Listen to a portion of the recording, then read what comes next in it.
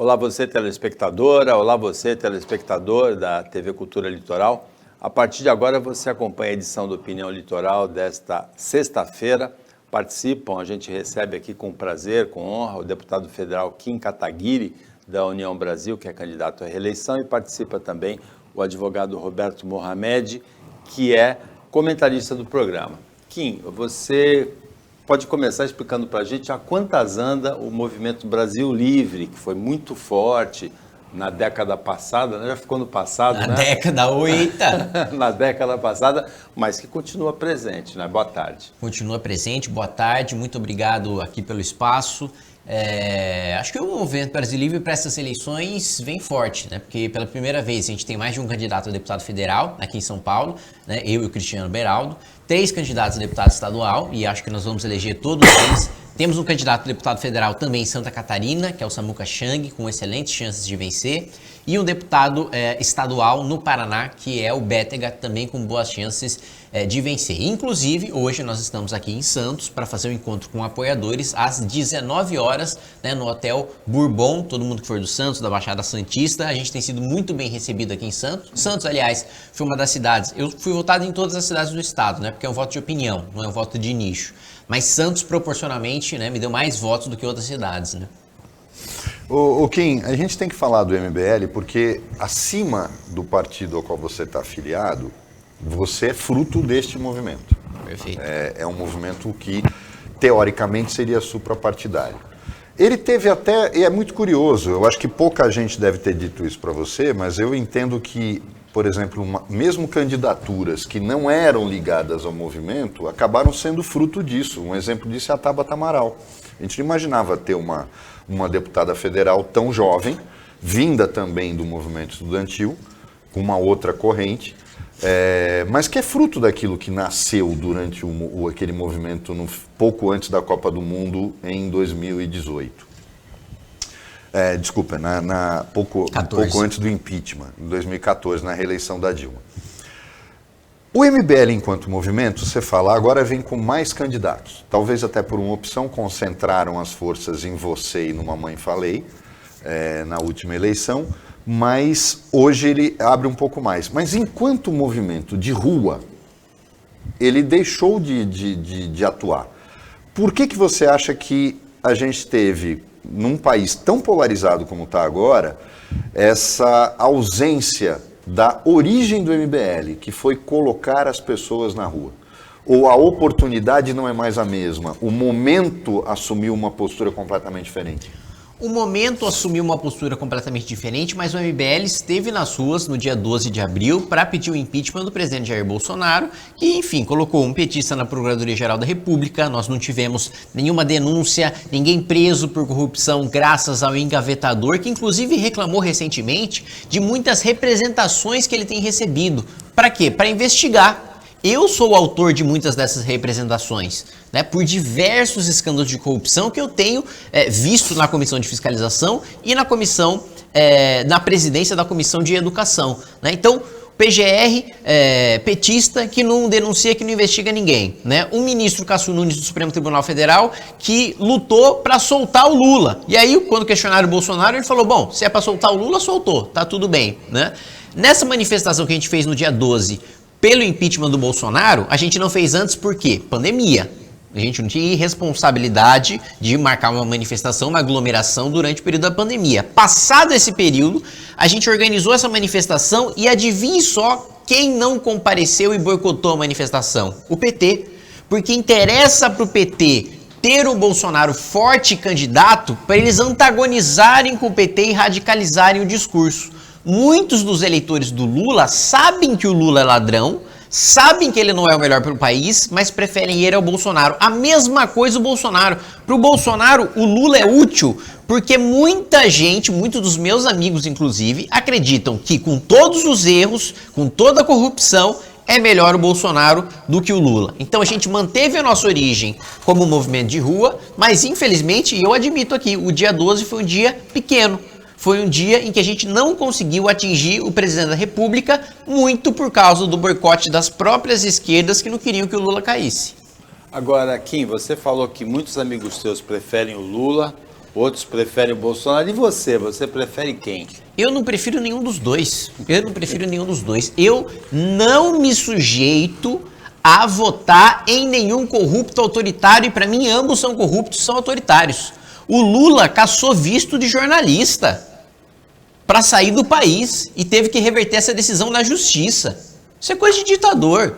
Submeteu o parlamento brasileiro na base da propina, corroendo toda a democracia.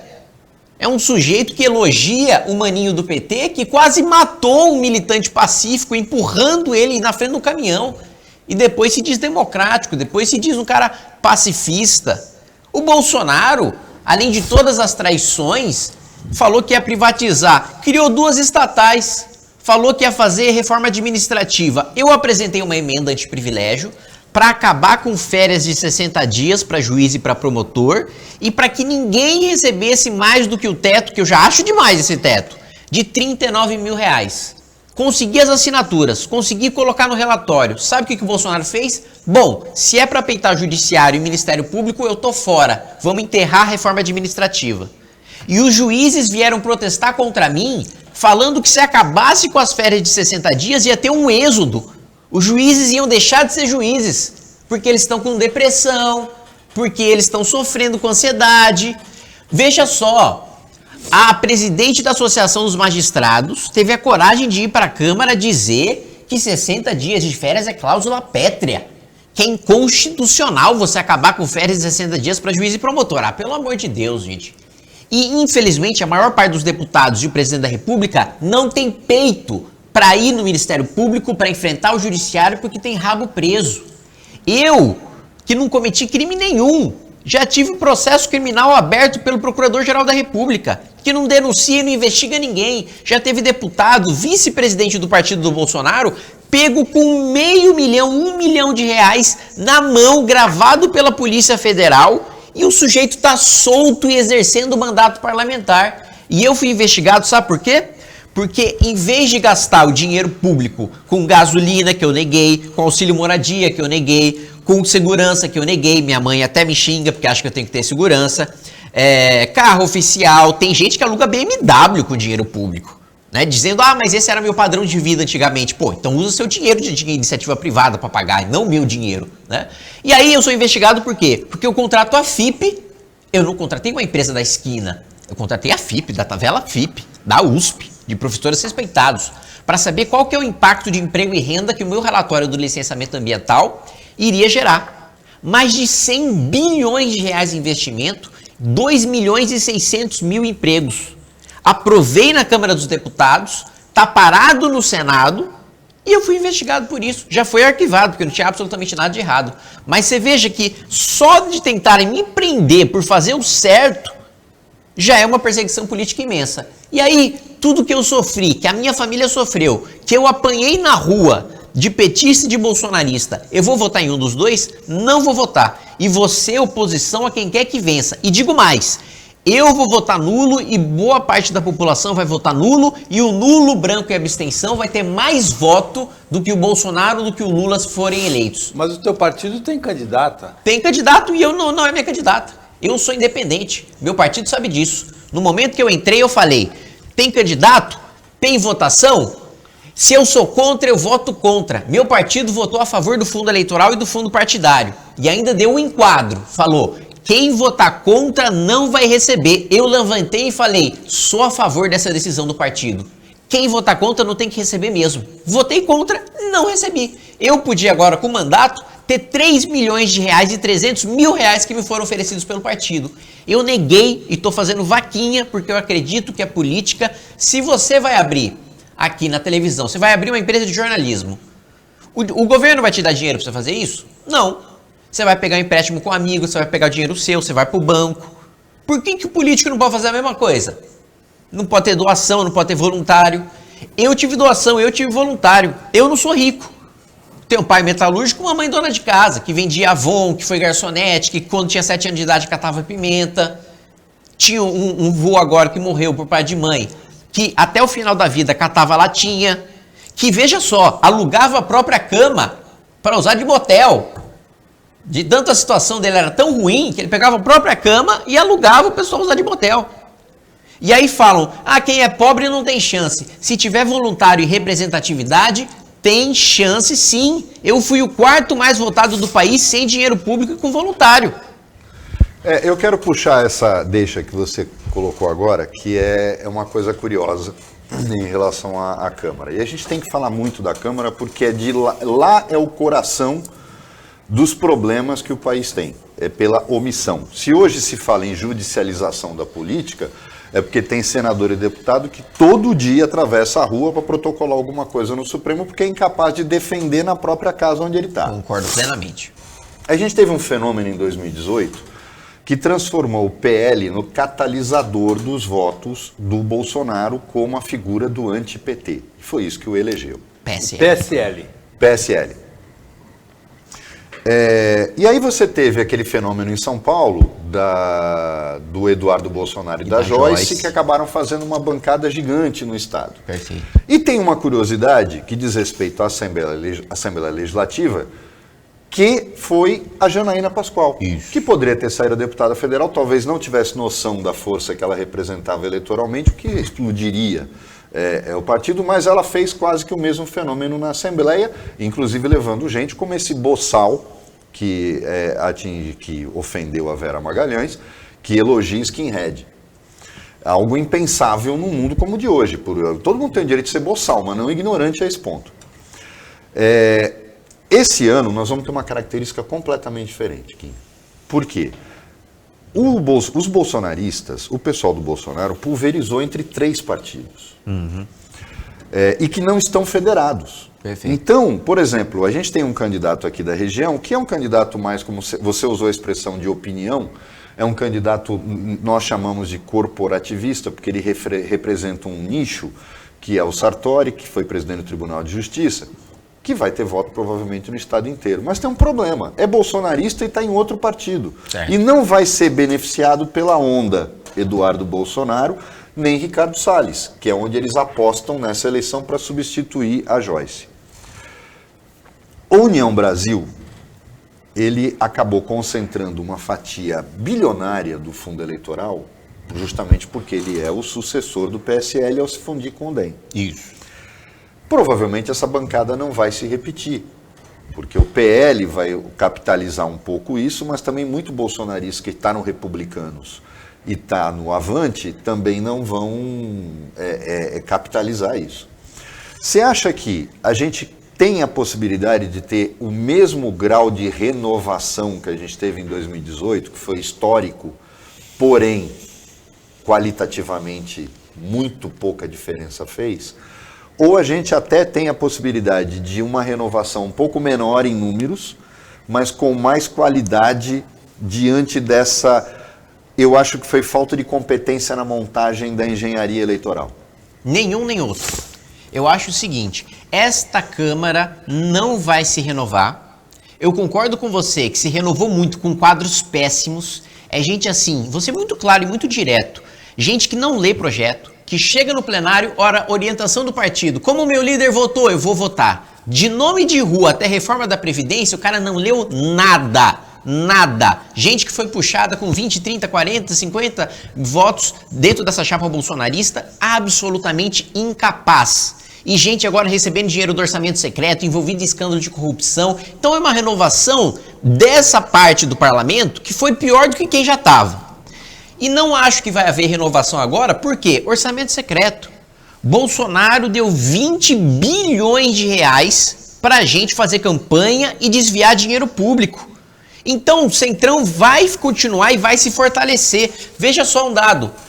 Em 2020, 80% das prefeituras que receberam orçamento secreto, o prefeito se reelegeu. Vai acontecer exatamente a mesma coisa na Câmara dos Deputados. Deputado fisiológico, deputado corrupto. Veja só, o jornalista Breno Pires, da Piauí, descobriu que 1 bilhão de reais do orçamento secreto foi desviado na saúde. A cidade de Pedreiras declarou que tirou 19 dentes por habitante. A cidade ficou banguela, segundo a Secretaria de Saúde. A cidade de Garapé Grande, veja só, o recorde de consultas no mundo por habitante, média, é da Coreia do Sul, 17.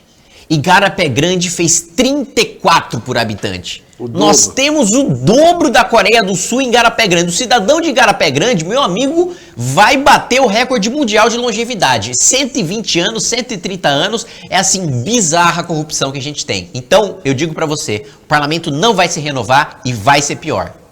O Opinião 2.0 para o intervalo, é bem rapidinho, a gente volta já já.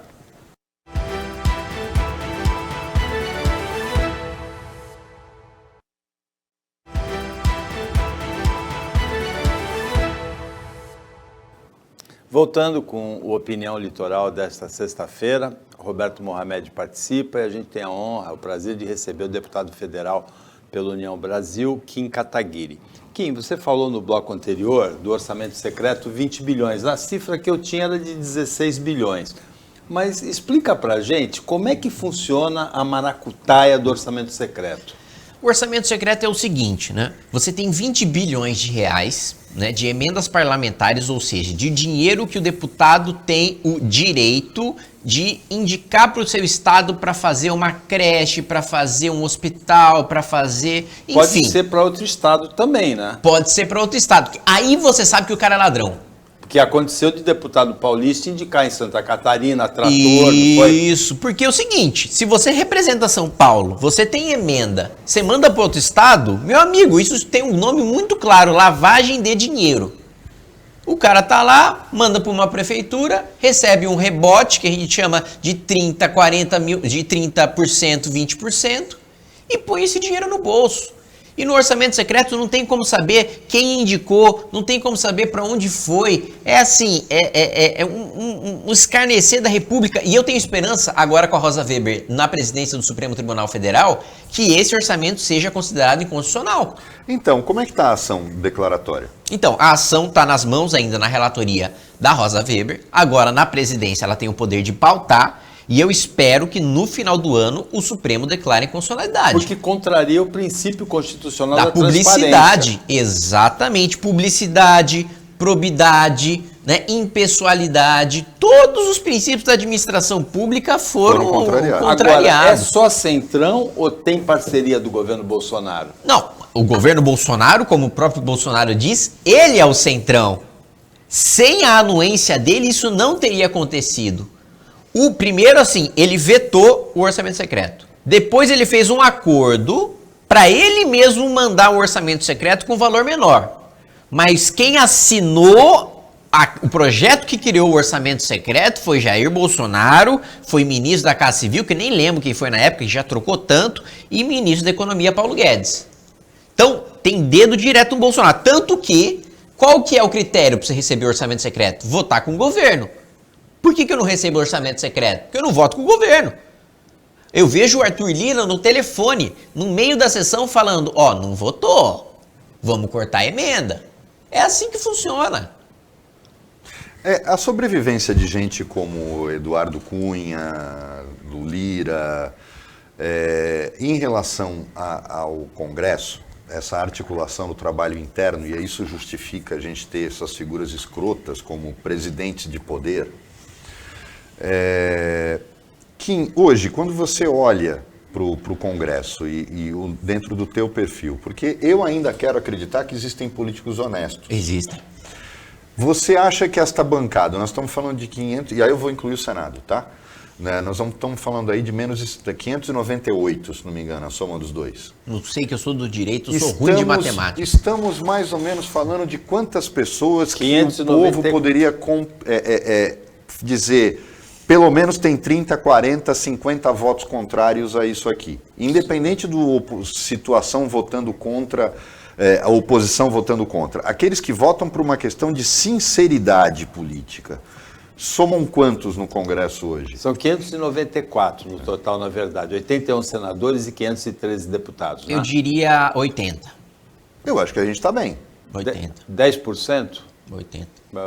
Eles se conversam? 15%? Se conversam. Se conversam. Só que assim, o grande problema é que há divergências ideológicas, né? Então assim, são todos honestos. Mas tem gente que tem visões diferentes. Por exemplo, eu sou absolutamente contra a existência do fundo eleitoral e do fundo partidário. Dentro desses 80 honestos, boa parte é a favor. Então, porque acha que é a única forma de fazer política. Que acha que tem que financiar, porque senão vem a iniciativa privada e corrompe e tal. Eu entendo o ponto deles, eu discordo veementemente, mas eu entendo. Então é difícil, né, articular se a gente não tiver gente que pensa, que tem um alinhamento ideológico mínimo, sabe? Mas agora, existe esse alinhamento mínimo. Não existe. Porque, por exemplo, 80 deputados, por exemplo, se a gente estivesse aí falando de 50 deputados, você consegue pelo menos fazer uma coisa que eu não tenho visto mais na história do Congresso: obstrução. A obstrução sumiu. Ela está no regimento. E a gente vê, no tempo da ditadura militar, em que você tinha 2 partidos, o MDB conseguia fazer obstrução. E hoje, que a gente está na democracia, a Constituição de 88 nasceu sob esse signo, eu não vejo mais a figura da obstrução. Isso para mim é falta de articulação, porque a obstrução só se consegue quando essa oposição consegue ser suprapartidária. Um partido só não vai conseguir. Por que a obstrução sumiu da existência da Câmara? Vamos lá, 2 fatores, né? Primeiro, boa parte da oposição recebe orçamento secreto, para não obstruir. A oposição vai lá, vota contra, mas recebe orçamento secreto. Olha lá quem está na lista do orçamento secreto. PT, PDT. E aí, que oposição é essa? O Ciro fez aquele joguinho de cena. Minha bancada votou a favor da PEC da pedalada, né? Eu vou tirar minha candidatura. Ele sabia que a bancada ia votar para receber orçamento secreto. É só ver o quanto o Ceará recebeu de orçamento secreto. Então a oposição também recebe. Aí a obstrução, meu amigo, vou falar para você. Na maior humildade possível, sou eu. PEC da impunidade, para impedir que deputado fosse preso. Olha que aberração, e petista e bolsonarista votou juntinho. Eu obstruí e segurei durante 2 dias a votação para a população pressionar. Por 8 votos a gente conseguiu barrar. PEC da vingança. PEC da vingança era uma PEC que basicamente aumentava o número de nomeações políticas para o Conselho do Ministério Público, que é o conselho que pune promotores. Eles queriam punir promotores que investigam escândalos de corrupção. Eu obstruí e a gente conseguiu vencer. Agora, são 2 momentos que eu consegui uma vitória. Todo dia eu acordo de manhã sabendo, tô indo pro plenário com o regimento no braço e vou perder. Vai passar o trator em cima de mim, 300, 400 votos. A minha vida enquanto deputado é acordar de manhã e dormir perdendo. E eu sei disso. É segurar dano. Por isso que eu não fico fazendo propostas mirabolantes, né? Eu vejo alguns candidatos aí falando, eu vou fazer reforma tributária, eu vou fazer reforma administrativa. Meu amigo, você não vai fazer nada. Você vai barrar coisa ruim e olhe lá se você entendeu o regimento para fazer isso. Agora, Kim, você não acha que com esse teu perfil, com as ideias que você defende, você é liberal de carteirinha, não é? Pensamento liberal. Sim. Você é contra o fundo eleitoral, com essa prática mais saneada. Você não tem uma identidade com o Partido Novo? Qual é a tua crítica ao Partido Novo? A minha crítica ao Partido Novo é que o Novo virou linha auxiliar do bolsonarismo. O Novo dentro da Câmara dos Deputados, quando eu, por exemplo, presidente da Comissão de Educação, vou lá convocar ministro para falar sobre superfaturamento de ônibus, superfaturamento de imóvel escolar, kit de robótica de 14 mil reais para a escola que não tem privada. Eu convoco o ministro. Vai vir o ministro. Se não vier, crime de responsabilidade, nós vamos derrubar o ministro. O Novo não vai lá questionar. O Novo vota contra. Blinda ministro. Né? E ainda diz que não, temos que criticar quando erra, temos que elogiar quando acerta. Meu amigo, num regime desses, com tanta corrupção e com tanto autoritarismo, tem que ser oposição, não dá para ficar em cima do muro. Você coloca os deputados do Novo entre os 80 honestos que você citou? Eles são honestos, mas eles têm medo de perder eleitorado bolsonaristas. Eles são covardes. Então, às vezes, a pior coisa que você pode ter é a covardia, porque aí quando o pau canta, o cara não tá lá. Entendeu? Esse é o meu problema com o Partido Novo. O cara vai lá, diz que é independente, mas na hora de blindar o governo, tá lá blindando o governo. Diz que é independente, mas quando estavam roubando vacina do estado de São Paulo, o que o Novo fez? O coordenador da bancada paulista era o Vinícius Poit, do Novo. Ele foi lá no Ministério da Saúde falar, por favor, devolvam as vacinas de São Paulo. É óbvio que não ia dar certo. A gente entrou com uma ação judicial e o governo foi obrigado a devolver nossas vacinas. Tem hora do diálogo e tem hora do enfrentamento. Com o governo Bolsonaro é enfrentamento ou covardia. Infelizmente, o Partido Novo escolheu o caminho da covardia. Tem uma... Eu já tenho dito várias vezes aqui, a gente recebeu algumas pessoas novas e eu disse que o Novo já ficou velho, porque ele é, na verdade, um partido de direita, de filhinhos de papai ou de milionários, que só tem um discurso contra o financiamento público de campanha. É só eu isso. acho que é o menos importante. É só isso. Se a gente compara, Kim, os 6 bilhões do fundo eleitoral e partidário com os 20 das emendas do orçamento secreto, eu prefiro ter financiamento partidário e o fim do orçamento secreto, porque ele causa muito mais prejuízo. Eu sempre disse, eu tenho uma teoria de que quando a gente reclama do salário do servidor público, a gente pode estar dando um tiro no pé, porque o barato sai caro. Eu concordo com o deputado, podia ganhar 100 mil por mês.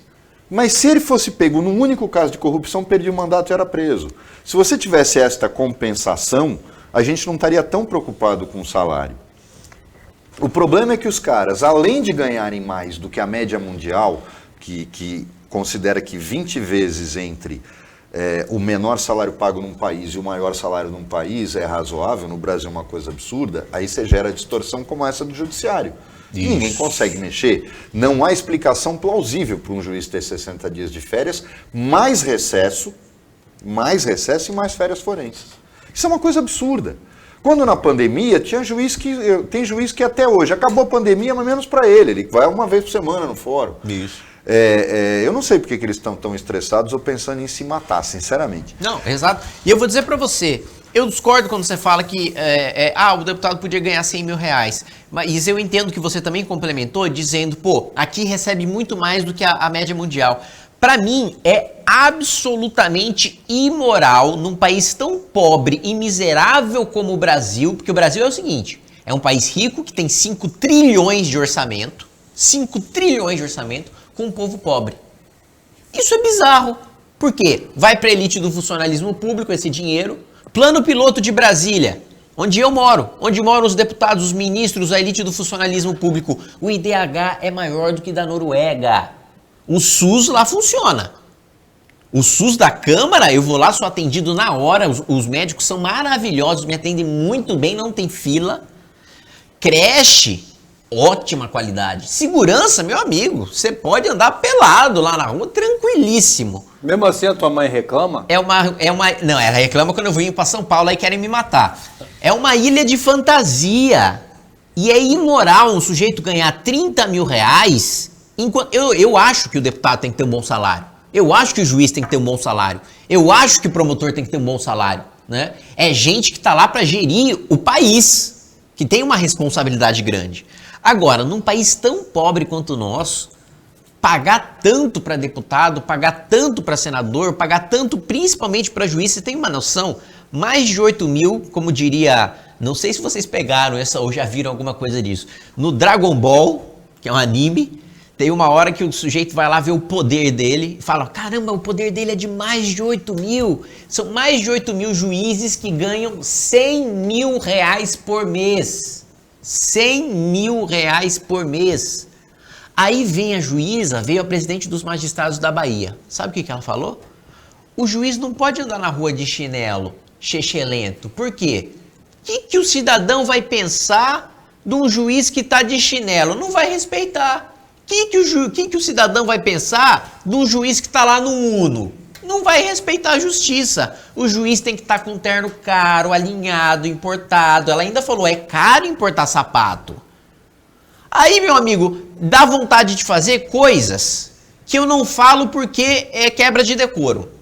Se eu não fosse deputado, meu amigo, palavras de baixo calão sairiam com uma grande frequência.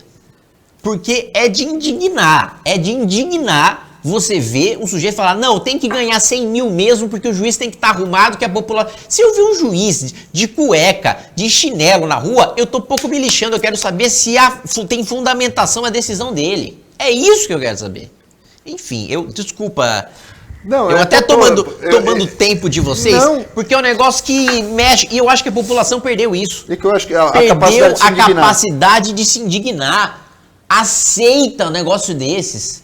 Meu amigo, no Japão, eu estive no Japão em 2019. Se você não fala obrigado, o cara já fica pistolaço.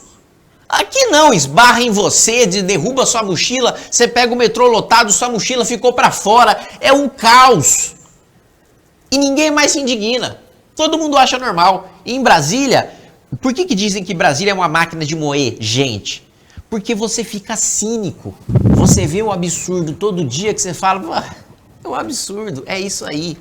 Eu fiz uma placa, eu fiz um quadro no meu gabinete. Nunca perca a capacidade de se indignar. Porque eu mesmo estava começando a ficar cínico. Eu mesmo estava tipo, puta, é assim mesmo. Não dá, é assim mesmo. E eu falei, não é assim e eu tô aqui para mudar. Opinião Litoral para o intervalo rapidinho e volta já para o último bloco.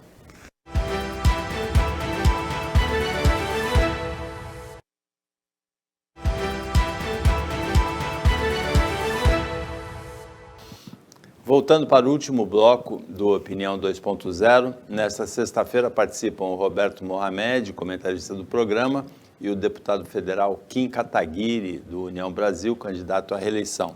Kim, você falou que no plano piloto lá, em Brasília, uma ilha da fantasia, tudo funciona, que o SUS funciona. Você precisou usar o SUS alguma vez lá? Usei várias vezes, principalmente psicólogo. É porque o negócio assim, eu fiquei louco. Ou você vai lá e se consulta para resolver os probleminha mental lá, ou você fica maluco. Usei isso, usei quando estava com gripe, usei quando peguei Covid, usei e funciona. Por isso, às vezes, eu vejo gente falando, deputado, tinha que ter um projeto de lei para obrigar o deputado a usar o SUS. Eu falei, meu amigo, isso não vai dar certo, porque o político vai ter privilégio e vai usar um SUS que funciona.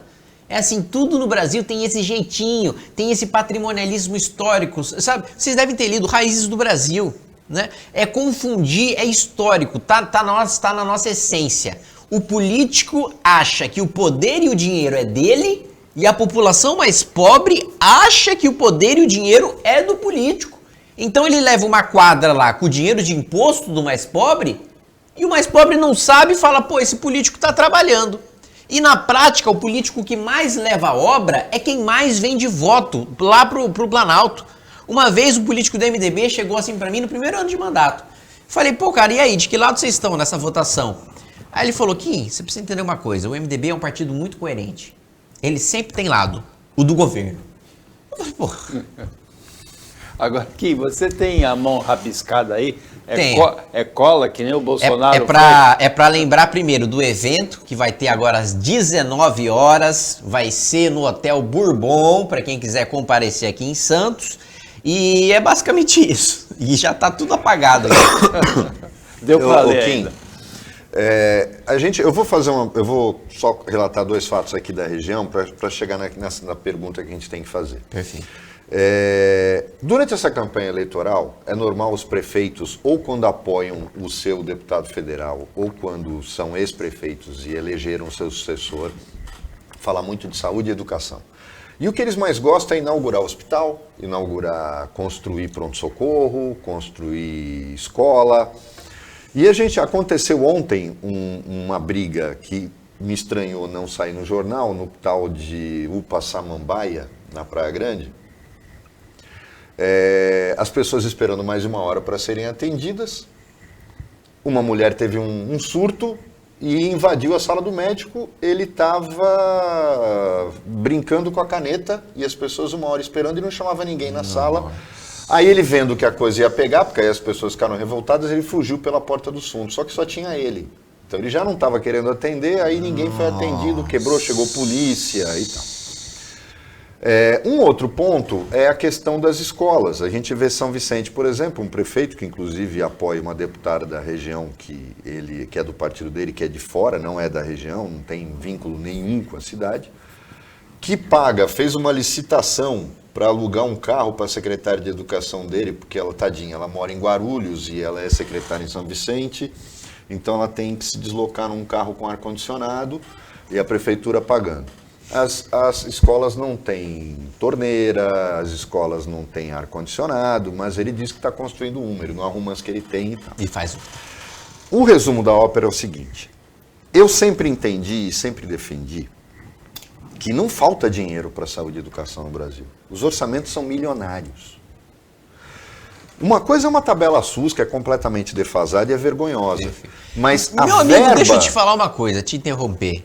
O seu conhecimento, a sua profundidade sobre gestão pública, meu amigo, você tinha que disputar a eleição. Não. Eu sei que assim é uma desgraça para sua vida, você disputar a eleição. Mas você falar da tabela SUS, você falar sobre os problemas estruturais, eu nunca vi um jornalista com o qual eu tivesse tão alinhado. É porque eu sou advogado. Desculpa, pode continuar. A gente sabe que não falta dinheiro. Então, esta é a grande questão.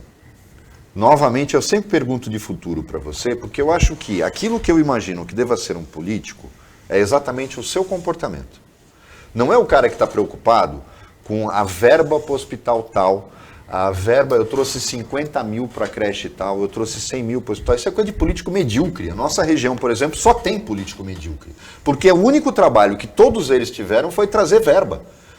A nossa Baixada Santista não produziu um deputado federal que preste há pelo menos 2 eleições. Nenhum deles. E não vai fazer. Porque a única coisa que os caras falam que fizeram foi trazer dinheiro para o hospital, trazer dinheiro para a creche. Só que isso não é o papel do deputado. Esse é o papel do Poder Executivo. Do prefeito ir pedir em Brasília ou pedir para o governador, mas não de um deputado ficar fazendo emenda. Agora, com este cenário, você acha que é possível um dia a gente atingir um grau de fiscalização? Porque você tocou na questão do Ministério Público e tal, mas eu acho que a gente nunca vai conseguir ter um pouco de honestidade no Brasil enquanto a gente tiver única e exclusivamente uma figura chamada TCU, que não é Tribunal de Contas coisa nenhuma, é aposentadoria garantida para político que não conseguiu se reeleger. Enquanto a gente não tiver uma estrutura de juízes auditores concursados, com uma estrutura nacional, como um tribunal de verdade, acabando com os tribunais de contas do Estado, isso não vai acontecer. Só que eu já ouvi aqui que existem projetos e existem iniciativas no Congresso para se tentar chegar nesse ponto. Existem mesmo? Essas iniciativas andam, elas podem dar um grau de esperança na gente, que a gente possa pular de 80 honestos para 120, 130, que entendam que sem fiscalização a gente nunca vai ter honestidade? Vou te dizer com muita clareza, existe o projeto e ele não tem a menor chance de passar. Porque não basta 80, não basta 120, a gente precisa de 257. E esse número a gente não tem. A verdade é que, é o que você falou, Tribunal de Contas virou aposentadoria de político ou velho que não consegue mais se eleger. Assim, é férias. É férias. Tirando, assim, exceções. Tem exceções de bons ministros do Tribunal de Contas. Mas, infelizmente, a regra... Veja só, recentemente a gente teve... me corrija se eu estiver errado. Um ministro que foi lá, acho que foi para Bahamas, né? Se gastou 100 mil reais... para aprender a fiscalizar coisa lá. Ele quer realmente que eu acredite que Bahamas tem uma estrutura de fiscalização e controle. Maldivas, é bom ter assessor aqui que corrige. Maldivas ficou lá, gastou 100 mil reais do nosso dinheiro para aprender a fiscalizar igual as Maldivas. Pelo amor de Deus. E esse cara é um ministro do Tribunal de Contas. Ele deveria zelar pelo dinheiro público, tá gastando 100 mil reais em viagem para Maldivas de primeira classe. Porque ministro do TCU não pode viajar sem primeira classe. Tem que ter um champanhezinho, um chuveirinho, um lugarzinho para dormir. É assim, é nojento você ver essa estrutura. E veja só, eu fui ano passado um dos mais atuantes da comissão de fiscalização. A gente mandava coisa pro TCU, era 6, 7, 8 meses para começar o processo. Falando, pô, na Constituição tá dizendo que vocês têm que auxiliar a gente a fiscalizar. A gente manda, vocês têm que fiscalizar. Chega lá uma má vontade, é uma lentidão, é um negócio assim triste de se ver que a corte que deveria prezar pelas nossas contas está mais prezando pelo próprio umbigo. Quanto que você, nessa atividade, e sendo um cara que nenhum dos dois lados gostam, mas tem uma vantagem. Eu aprendi isso na advocacia, Kim. Eu sempre ouvi isso do meu ex-sogro, que era juiz, e dizia assim, juiz não gosta de puxar saco. Puxar saco pensa que o juiz gosta dele. O juiz gosta do cara que tem autoridade moral para brigar. Ele pode não gostar dele, mas ele respeita. E o respeito é muito melhor do que alguém gostar ou agradar você. E eu imagino que você seja, no mínimo, respeitado. Por quê? Porque os caras sabem que não adianta levar na brincadeira. Quando a gente está diante de um processo eleitoral desse, e digamos que se conseguisse aumentar esse grupo de deputados, tal, quem sabe eleger um senador ou 2 senadores, o MBL não tem candidato ao Senado, mas a gente imagina que algumas pessoas novas possam habitar o Senado. Porque é bobagem também quem critica a existência do Senado. Ele tem uma razão de ser. Só que, por exemplo, aí eu discordo de você. Mas eu acho que nós vemos uma hipocrisia. Por exemplo, a dupla, a existência de 2 casas, elas têm função, se souberem fazer, não copiar o sistema americano de forma capenga. Por exemplo, quem representa o povo é a Câmara. Mas o Senado tinha que ter, no mínimo, curso superior em entidade reconhecida, um mínimo de idade. É uma Câmara alta. É diferente a estrutura disso. Você fez direito. No direito constitucional a gente até começa a entender, porque eu também achava que era uma bobagem você ter 2 casas. Mas vamos nos ater à realidade de 2023. A gente vai para um segundo turno, eu digo aqui que a gente vai escolher qual a desgraça que a gente quer a partir do ano que vem. Essa é a nossa opção, porque eu acho que o primeiro turno vai ser meramente protocolar. O que tem para hoje é isso, Lula e Bolsonaro.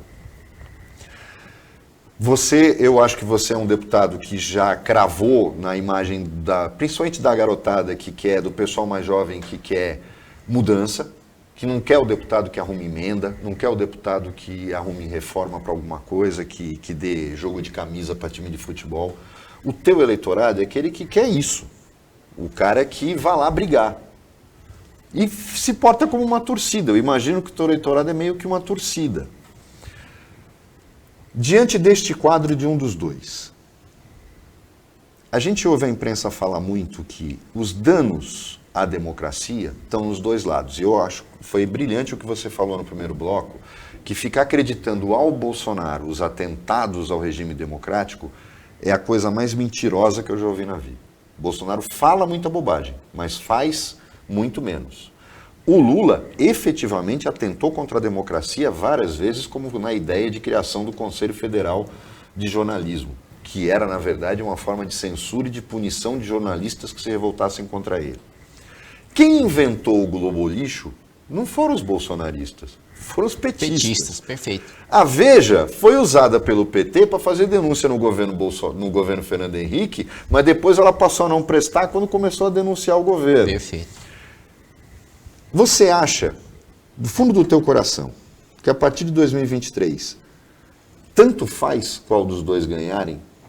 Ou existe um que seja risco maior ou menor, principalmente para a democracia que a gente custou tanto para ter e que a gente não quer de volta o arbítrio de forma alguma? Eu acho que tanto faz, porque o Bolsonaro, ele num segundo mandato, eu não duvido que ele tente dar uma quartelada. Eu não duvido que ele tente partir para o golpe mesmo, para ele não passar a faixa presidencial para o próximo depois do segundo mandato. Ele fortalecido com o segundo mandato, ele é um sujeito que já fez reunião com os ministros para pensar num 7 de setembro em fechar o STF. Vou te dizer, quando é que o MBL rompeu definitivamente com o bolsonarismo? Quando no dia 26 de maio de 2019, os filhos do presidente da República convocaram manifestação para fechar o Congresso, para fechar o Congresso Nacional. E nos cobraram de participar. Ah, vocês não são MBL, vocês não são movimento de rua? Vão lá com a gente. A gente falou nada disso. Manifestação para fechar Congresso, para fechar Supremo. Eu sou um dos maiores críticos do Supremo. Eu acho que assim, que eu já entrei com pedido de impeachment de quase todos. Agora, questionar a existência da instituição, Congresso Nacional, meu Deus do céu, no meu discurso na minha candidatura à presidência da Câmara dos Deputados, o que eu falei para o Arthur Lira, o que eu falei para a bancada lá do Arthur Lira, meu amigo. Todo mundo sabe a minha posição sobre os membros do Congresso e os membros do Supremo. Agora, questionar a existência, cara, é demais. Então eu acho que o Lula é mais habilidoso, mas o Bolsonaro, ele é mais louco. Então não tem saída, cara. Não tem saída. Eu vou anular com muita convicção. Esse vai ser o voto nulo que mais vai me garantir uma noite de sono. Talvez nesse dia eu possa até não tomar remédio para dormir tranquilamente. Então, para você, não faz diferença em relação à democracia. Mas o Lula é mais inteligente e é uma ameaça que pode ser contornável. A do Bolsonaro, ele deixa de só falar e parte para ação. Mas acho que ambos. E eu acho que assim, o Lula também pode partir para ação. Também não duvido. Contra isso tem o passado, porque o PT governou o país 14 anos. Mas vamos lá. O Lula aceitou a prisão e aceitaram o impeachment da Dilma. Mas vamos lá, 2016, o PT soltou um meia-culpa, né? Por que a Dilma caiu?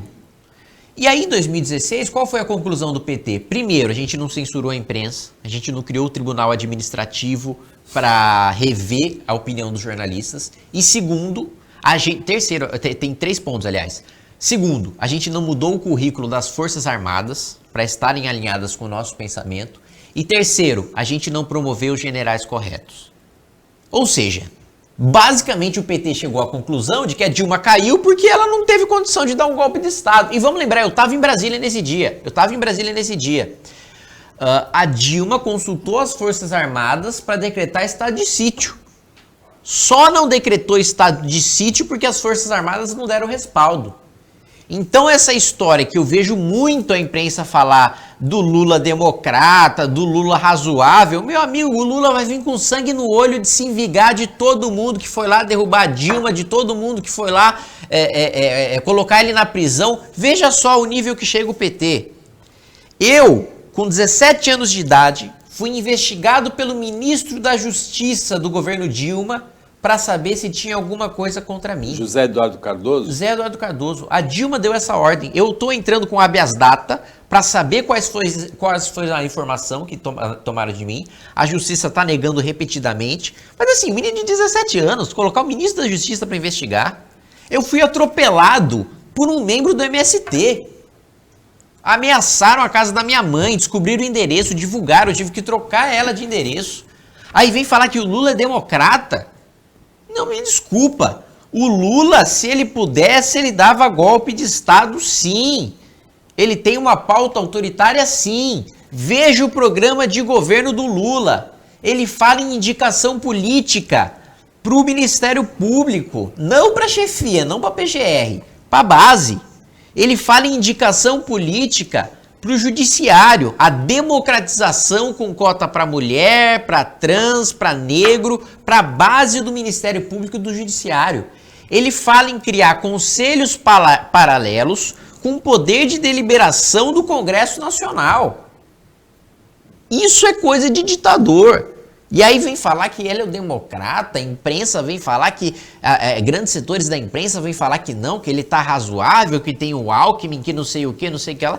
Não tá razoável coisa nenhuma. Um sujeito que coloca o Guido Mantega de porta-voz da economia, que foi o cara da nova matriz macroeconômica que fez a gente chegar na pior recessão da história do Brasil, pior até do que a pandemia, e coloca a Gleisi Hoffmann como porta-voz política, que é uma das piores coisas que a gente tem na política brasileira, que vai perseguir os inimigos do petismo com a maior veemência possível, vem dizer que o Lula é democrata. O Lula disse recentemente, né, primeiro que ele deu empréstimos para ditaduras a fundo perdido, né, com um charuto de garantia. E segundo que ele fala num projeto de integração da América Latina, eventualmente ter uma moeda única. Desculpa, eu não quero dividir. A minha moeda já está muito enfraquecida, o real já está muito enfraquecido. Eu não quero dividir a minha inflação com a da Venezuela e da Argentina. Eu não quero. Kim, nós chegamos ao final do nosso tempo. Qual é o teu recado final para a telespectadora, para o telespectador da Cultura Litoral? O meu recado final é o seguinte: nós estamos vivendo um momento dificílimo. Mas todas as democracias vivem momentos difíceis e a política é cíclica. É nesse momento de resistência que a gente mostra a nossa resiliência, é nesse momento de resistência que a gente mostra que a gente aguenta. Eu tive a oportunidade de sair e de estudar fora do país. Eu tenho uma irmã que mora no Japão, eu tenho uma irmã que mora nos Estados Unidos. Eu quero que esse país esteja melhor para que as minhas irmãs voltem para cá. Porque eu não saio desse lugar. Eu posso sair da vida pública, eu posso perder a eleição, eu vou estudar, fazer mestrado, doutorado, realizar meu sonho de ser professor universitário, abrir escritório de advocacia, vender cursos de oratória, de debate, de direito, mas eu não largo esse país, porque é o meu país. né? Desculpa o palavreado, tá? É uma merda, mas é uma delícia. Paulo, antes de acabar, eu só queria fazer uma observação aqui, que eu saio extasiado hoje. Eu tenho dois políticos que eu acho que são o futuro desse país. Eu sei que eles não compartilham as mesmas ideias, mas eles são o exemplo de que eu digo que esse país tem jeito. É o Kim e a Tabata. Eu acho que ele faz com que eu consiga acreditar que o Felipe, meu moleque, não vai ter um futuro tão sombrio assim pela frente. Chegamos ao final do Opinião Litoral, agradecendo a participação do Kim Kataguiri, boa sorte. Eu que agradeço, na continuidade da carreira, agradecendo a participação do Mohamed, o trabalho da equipe técnica de jornalismo e agradecendo a você que acompanhou a gente mais essa edição. Até segunda-feira, nesse mesmo horário, 1h25, na hora do almoço, pouco depois da meia-noite, segunda-feira um pouquinho mais tarde por causa do Roda Viva, pouco depois da meia-noite na reapresentação, e um ótimo final de semana para você que você merece.